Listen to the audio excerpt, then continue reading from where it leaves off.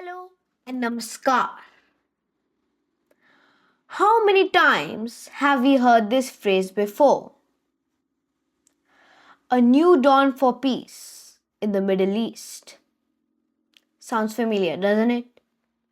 Because every few years, a leader stands before cameras, declares victory, and says, "This time it's different." Well, on Monday, it was Donald Trump's turn. Standing in Egypt beside foreign leaders, the US president announced what he called the end of war in Gaza, a ceasefire. Hostages released, prisoners exchanged, smiles all around.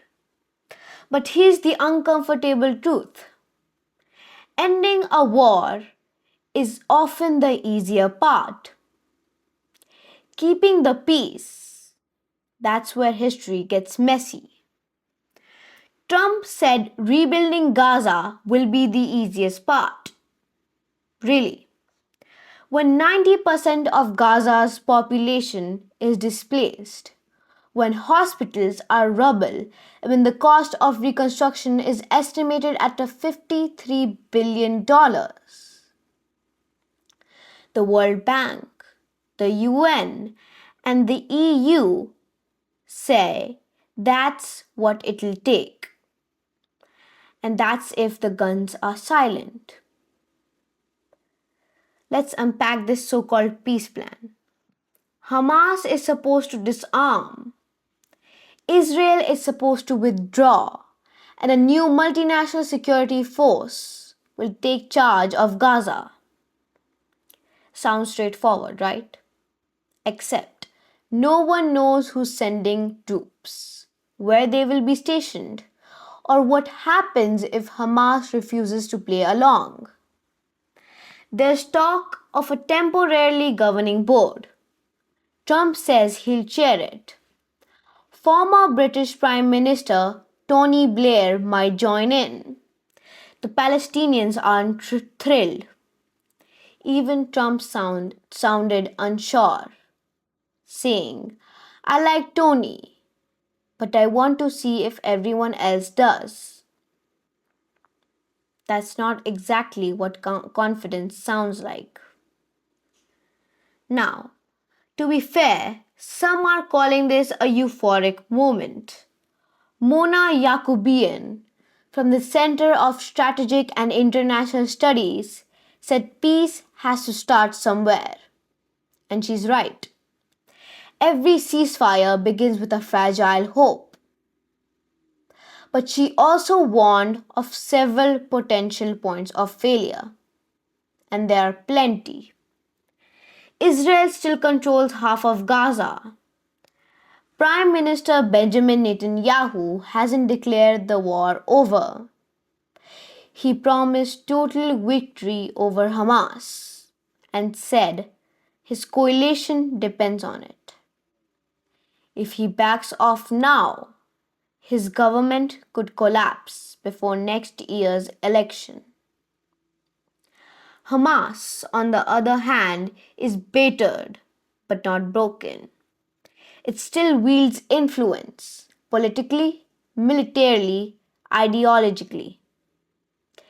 And when neither side feels it's lost, how long can peace last? Let's step back a bit. The US has tried to broker peace in this region for over 30 years. From the Madrid Conference of 1991 to the Oslo Accords of the 1900s, to every roadmap that followed.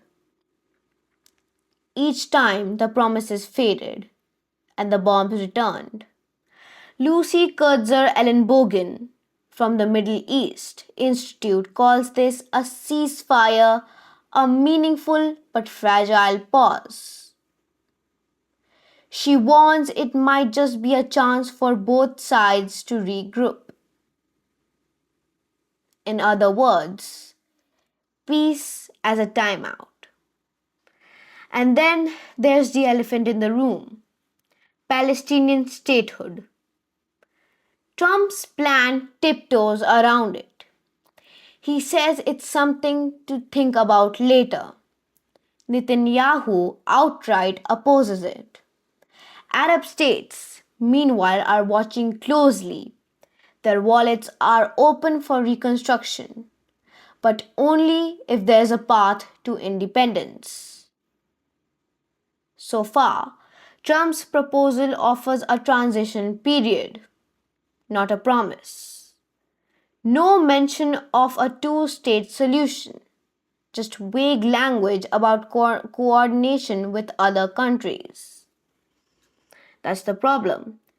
The plan seems designed to appease everyone, and in doing so, satisfies no one.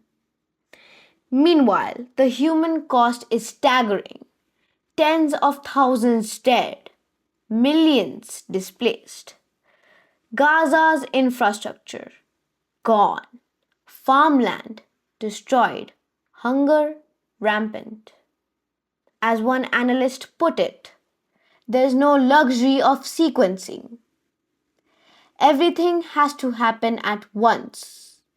Governance, rebuilding, security, reconciliation, all simultaneously or not at all. So, yes, Monday was a good day. Hostages came home, guns were silent. But good days do not make peace. And when a plan depends on Trump's charisma, Netanyahu's restraint, Hamas' cooperation, and the goodwill of half a dozen regional powers, you know it's hanging by a thread. For now, Trump is calling it the end of war. But as one former US diplomat said, it's a good day. But the war isn't over yet. Maybe it never really is. Thank you for watching.